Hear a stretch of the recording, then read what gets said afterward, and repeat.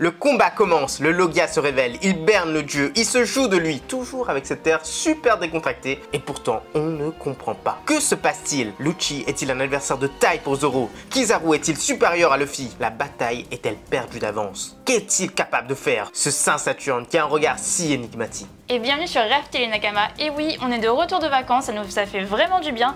Du coup, on a fait une grosse pause, on avait prévu pas mal de vidéos, mais évidemment, ça ne s'est pas passé comme prévu.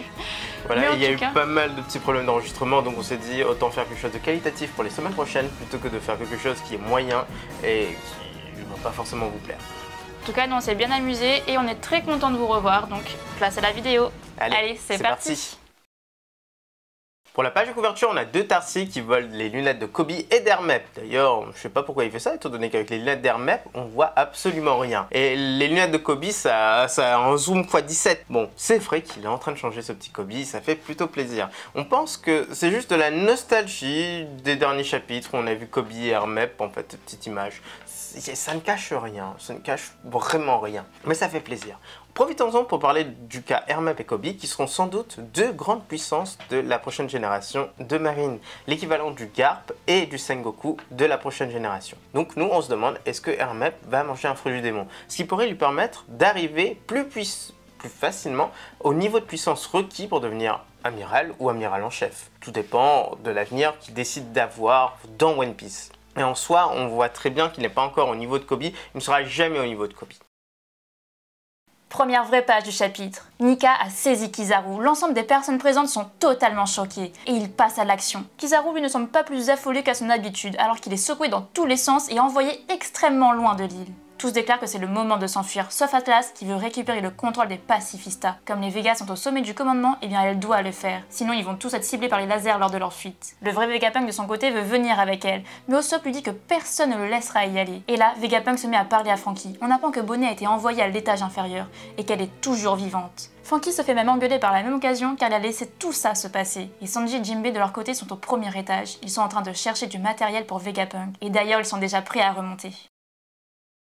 L'amusement de Nika, c'est vraiment quelque chose, parce que là, on voit bien, Luffy, il est plus dans l'amusement, il a attrapé, il est comme un gamin avec un jouet dans la main, c'est exactement ça. On a tous eu au moins un jour un jouet de soldat dans la main. Ça, c'est cette représentation qu'on voit ici. On a le grand garçon Nika, s'étend dans sa tête, qui attrape un petit jouet, fait jouer avec, et là, il en a marre de jouer avec ce jouet, il se dit « Ah, ce jouet, il est pas top, il fait mettre du mal à mes amis », et il l'envoie comme un enfant gâté, exactement ce qui se passe. Mais cet amusement, il nous gêne un peu.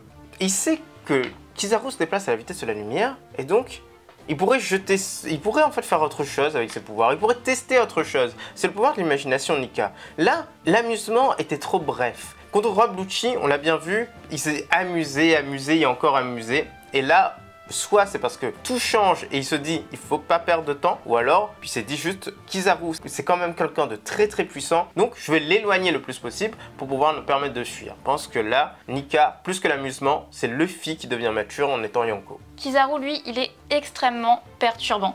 Il a toujours des perturbants, mais là en tout cas, il est face à Nika.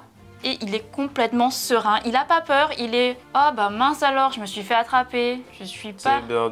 Je suis dans le pétrin !» Face à Nika, c'est quand même lui qui a battu Kaido, il a battu un Yonko. Lui, il est hyper serein, il a pas peur, il bouge pas en fait. Il se laisse faire complètement, il a quelque chose en tête, on le voit bien, il a quelque chose en tête. Et ça se voit du coup qu'il a quelque chose en tête et c'est à se demander c'est quoi la puissance de ce personnage, parce que là vraiment, il a pas peur de Nika. N'oubliez pas que lors de l'arc Wano, on avait Kizaru qui avait dit strictement ça à Sakazuki. Si tu veux que j'aille m'occuper de ces deux-là, dis-le moi, j'y vais. À l'époque, on s'était dit, c'est assez bizarre, en fait, contre deux Yonko, qu'est-ce que cet amiral peut faire? On connaît pas la puissance des amiraux, on connaissait pas vraiment la puissance des Yonko, on savait juste qu'ils étaient puissants à l'époque, mais contre Big Mom et Kaido, Kizaru, qu'est-ce qu'il pourrait faire? Là, il semblerait que Kizaru soit d'un niveau assez élevé. Est-ce que c'est le plus puissant des amiraux actuels? Pas des amiraux en chef. Enfin, on coule pas l'amiral en chef, évidemment. Ou alors, est-ce que en fait, c'est le niveau des amiraux? On va pas rentrer dans des débats de puissance. Non, je pense que c'est plus que ça One Piece. Mais en soi, il est très intriguant et ça se voit qu'il survole déjà ce combat alors que Nika est déjà présent. Atlas est déterminée pour elle, elle va aller changer l'ordre des pacifistas parce que forcément, il n'y a rien au-dessus des Vegapunk. en termes de puissance, ou en tout cas en termes d'autorité au niveau des pacifistas. Mais effectivement, elle se trompe parce qu'il y a Saint Saturne qui est là, qui est caché, et forcément lui, eh ben, il est au-dessus de tout le monde. Et ça, c'est bien dommage. C'est assez bizarre d'ailleurs, vu que là, ça se voit qu'Oda est en train d'introduire quelque chose de différent. Le paradigme, à chaque fois, c'est ça avec Oda. Il crée quelque chose, il le casse après, et puis on est tous waouh. Et là, c'est la même chose. On crée le fait. C'est pour ça qu'on a pu deviner qu'un membre du Gorosei allait débarquer sur place. Il a créé la situation en disant bien que dans l'échelle de la hiérarchie, le Gorosei était en haut. Ensuite, Vegapunk a pris le pouvoir. Et ensuite, on a vu qu'il y avait Saint Saturne sur place. Et donc, le pouvoir, forcément, va finir dans les mains du gouvernement. Là, ce qui va se passer, c'est ça. On en parlera un peu plus à la fin de cette review. Mais en gros, on a Saint Saturne qui va prendre le pouvoir sur les pacifistas. Ou alors, c'est déjà fait. Et donc, les Vegapunk vont se retrouver dans une situation vraiment très risquée en descendant de ce dôme. Mais on verra ça plus tard. Le cas de Bonnet est assez particulier parce qu'on le voit bien, Bonnet a réussi à passer le dôme. Et ça, c'est vraiment surprenant, parce que normalement, le dôme est censé anéantir tout le monde, c'est censé griller. Voilà. Que Luffy passe, ok, à la rigueur, on peut comprendre sous sa forme Nika, pourquoi pas. Mais pourquoi est-ce que Bonnet a réussi à passer? Ça, c'est vraiment le plus étonnant. Franky se fait engueuler pour ne pas avoir arrêté un amiral. Et ça, c'est vraiment bizarre. Et le mec, Sumimasen, désolé, monsieur Vegapunk. Non, mais ça n'a pas de sens. En fait, on lui est en train vraiment de lui reprocher de ne pas avoir protégé Bonnet, alors que Bonnet s'est frappé par un amiral. Bonnet est passé à travers la barrière. Et Bonnet n'est pas morte. Donc en soi, ça va, tout va bien. Le Franky, il a fait ce qu'il pouvait. Moi, je lui reprocherai rien du tout face à Kizaru. Vegapunk continue à dire que Bonnet est une petite fille. Il a l'air d'être choqué que Franky n'ait pas protégé finalement Bonnet, parce que pour lui, Bonnet, c'est une petite fille, mais personne ne sait vraiment quel âge elle a. Donc on se demande si, effectivement, elle n'est pas encore une toute petite fille qui serait encore à protéger, mais juste, il y aurait Vegapunk qui le sait, et les autres ne le savent pas. C'est vrai que Bonnet, on sait qu'elle a visité le laboratoire de Vegapunk, mais on ne sait pas à quel moment, on ne sait pas qui elle a croisé, on ne sait pas Kuma était dans quel état, donc forcément, c'était il y a un moment. Donc là, on peut se poser cette question, et on pense qu'on aura la réponse dans pas si longtemps. Même le Gorosei dit que c'est une petite fille, donc il faut la laisser tranquille. C'est très bizarre. Cette situation autour de Bonnet, tout le monde veut la protéger et tout le monde la considère comme une petite fille, c'est quelque chose qui nous échappe un peu. Et par contre, on a enfin la justification de pourquoi Sanji et Jinbei n'ont pas combattu Kizaru aux côtés de Luffy ou alors juste à la place de Luffy quand il a débarqué dans le dôme. Tout simplement parce qu'il n'était pas là. Oda vient de créer une solution de facilité. C'est fou. Oh, on avait encore des trucs à récupérer dans le labo. On a envoyé ici Jinbei et Sanji, comme par hasard. Non, mais moi, ça me dépasse un petit peu là pour le coup. Ils n'étaient pas là à cause de ça. Tout ça pour qu'on n'ait pas un combat entre Sanji, Jinbei contre Kizaru ou autre chose. Non, moi, ça me dépasse un petit peu pour le coup. Dans la partie basse Tech-Head, des marines essayent de se protéger. Nombre d'entre eux ont été attaqués par Bonnet. Celle-ci n'est pas loin, il faut l'abattre à vue. Alors que Sentomaru gît au sol, carbonisé. Bonnet, alors qu'elle est cachée, elle repense au moment de sa chute, au fait que ce soit Sentomaru qui l'ait sauvée. Et là, forcément, elle se demande quoi faire. Est-ce qu'elle va encore se cacher? En face du dôme, un autre combat fait rage. Luffy observe l'affrontement Zoro contre Lucci. Le léopard est en forme éveillée, il tient tête au cou de l'épéiste, alors que des éclairs noirs commencent à se former sur ses épées. Alors que Kizaru, de son côté, vole toujours en direction de la mer. Il semble complètement et juste avant de toucher l'océan, il se redresse et se téléporte à nouveau sur Egghead. Il se crée alors une ribambelle de clones qui fonce sur Luffy. On revient sur le cas Bonnet. Elle a pu passer les lasers et ça c'est vraiment étonnant. On dit que c'est une arme qui permet de détruire les gens, tout simplement, et d'empêcher toute invasion dans le dôme. Or là, on voit que Nika est passée, ok certes, on voit Bonnet passer. Elle n'est pas morte, en fait c'est la chute qui l'aurait tuée. C'est assez bizarre. Donc nous on a peut-être une solution. On sait que le père de Bonnet, Kuma, est une espèce très particulière. Il n'a pas encore été introduite, mais on sait qu'il est très résistant.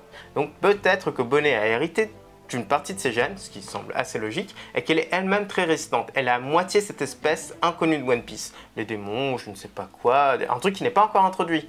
Ça expliquerait sa résistance, et là ça légitimerait le fait qu'elle ait survécu en passant ses rayons. Là, on voit un peu plus le combat entre Rob Lucci et Zoro.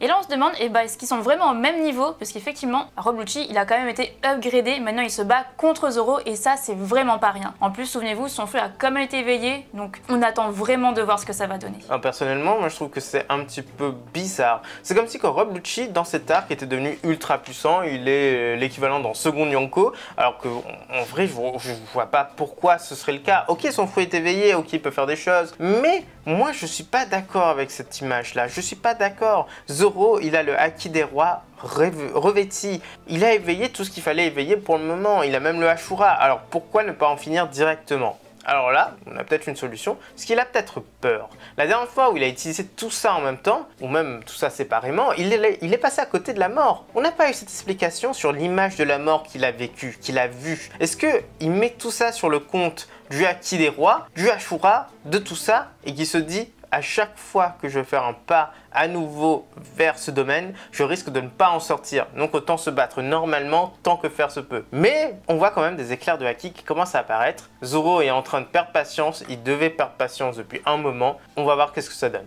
S'il utilise toute sa puissance et qu'il tombe dans les pommes ou autre, il a peut-être peur que son équipage ne s'en sorte pas sans lui. Kizaru est vraiment très étonnant. Là, il fonce vers l'eau et il ne bouge absolument pas. Il est vraiment à l'aise et pourtant il avance mais vraiment hyper vite vers l'eau. Et tout le monde sait que s'il touche l'eau, bah, c'est fini pour lui. Mais là, lui, non, il a vraiment pas peur et en plus, il utilise à nouveau ses pouvoirs pour se téléporter et il arrive à se multiplier. Et ça, c'est incroyable. C'est vrai que moi en tout cas, honnêtement, j'avais pas pensé à ça, mais c'est vraiment pas mal, ça rend vraiment bien. Ça perturbe Luffy et en plus, il arrive même à le toucher, il arrive à le blesser alors que Kaido n'avait pas du tout réussi, qui pourtant était un Yonko.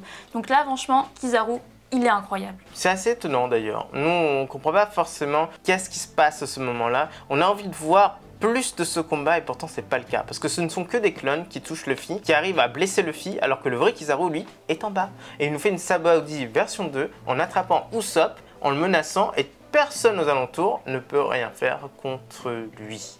Ça c'est juste génialissime. C'est Kizaru, tout le monde a peur de Kizaru, tout le monde respecte Kizaru sur sa puissance, on va dans la mesure du possible j'imagine, et là il nous montre qu'il peut leurrer Luffy et qu'il peut le prendre de vitesse. C'est assez particulier, on l'analysera en fin vidéo également. En tout cas, ça fait quand même assez plaisir de voir que même si Luffy, sous sa forme Gear 5, paraît intouchable, et que Oda réussisse à faire quand même des combats assez équivalents, où il y a quand même du suspense et Kizaru finalement arrive quand même à atteindre des points assez sensibles de Luffy, et surtout à le berner. Ça, c'est vraiment incroyable et ça fait vraiment du bien. Une scène bien folle se passe plus bas. Vega et Atlas foncent vers le bas du dôme et ils sont en route pour sauver Bonnet, alors que Sanji s'accroche à leur machine pour venir avec eux. Vegapunk essaye de les arrêter, mais Luffy s'interpose et se fait avoir par le laser. De son côté, Franky décide également de rejoindre Vegapunk dans le sauvetage de Bonnet, et tous les marines sont mis au courant de la situation. Le dôme est désactivé et Atlas hurle aux pacifistas que leur nouvelle mission, c'est d'éradiquer tous les marines jusqu'au dernier. Et tout ça sous le regard colérique de Saint-Saturne. Et là, c'est la fin du chapitre. Pour Sanji, on ne sait pas trop parce que finalement, il attaque même pas, il ne bouge pas un seul petit doigt, alors que pourtant il est sur le module, il pourrait très bien attaquer et il ne fait rien. C'est quand même un Germa, c'est un cyborg, il a énormément de pouvoir et il ne bouge pas du tout. Le Gear 5 a trop d'énergie. C'est ce que nous on voit dans cette scène où Kizaru tire directement et Luffy s'interpose. Totalement normal, Luffy c'est le dieu du soleil, mine de rien. Il peut contrôler la lumière sans doute, il peut contrôler pas mal de choses. Est-ce qu'il agit comme un panneau solaire? Est-ce que c'est devenu l'ennemi ultime de Kizaru car il capte les rayons du soleil et convertit ça en son énergie? C'est ça qui va en fait alimenter tout le temps, 24/24, notre cher robot antique. Et oui, parce que la différence, c'est que quand le Gear 5 s'est battu contre Rob Lucci, ils étaient en intérieur. Il n'y a pas une once de lumière naturelle. Là, on est à l'extérieur. Le soleil touche Luffy. Et Luffy convertit le soleil en énergie qu'il emplit tout autour de lui. C'est ça qui a réveillé le géant antique. Et en tirant sur Luffy, avec ses lasers, eh ben, il ne fait rien d'autre que qu'alimenter Nika, qu'alimenter Joy Boy, que créer cette énergie de plus en plus grande. Luffy, on voit bien, il est en train d'éjecter la lumière par ses yeux, par sa bouche.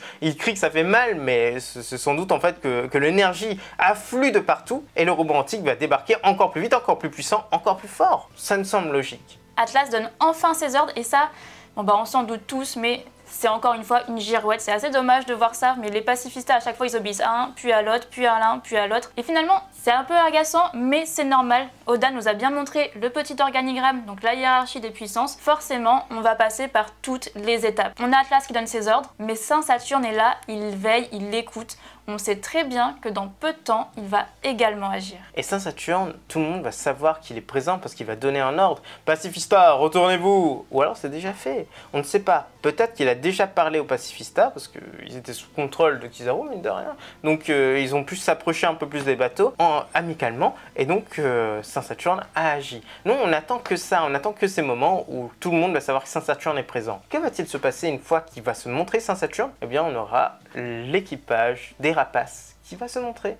L'équipage, celui de Barbe Noire, évidemment. Ils vont foncer sur un nouvel objectif. S'ils prennent un des membres du Gorosei, qu'est-ce qui va se passer? Eh bien, ils pourront demander ce qu'ils veulent, comme ils veulent au gouvernement. C'est totalement logique. Donc nous, on mise là-dessus. L'équipage de Barbe Noire va débarquer et va tenter, je ne sais pas s'ils vont réussir, d'enlever un membre du Gorosei. Et voici les petites prédictions pour le prochain chapitre. Numéro 1, les pacifistes ne changent pas de camp. Saint Saturne a déjà donné ses ordres. Numéro 2, Nika est activé par la lumière. Kizaru a trouvé son ennemi naturel, le panneau solaire. Numéro 3, le géant antique débarque et répond aux demandes de Luffy, c'est-à-dire protéger tout le monde. Numéro 4, la présence de Saint Saturne est dévoilée et il monte sur le pont. La situation dégénère. Et enfin, numéro 5, l'équipage de Barbe Noire y voit l'occasion du siècle. Attraper un des membres du Gorosei. Ça va être ça, le fameux incident sans précédent qui va arriver.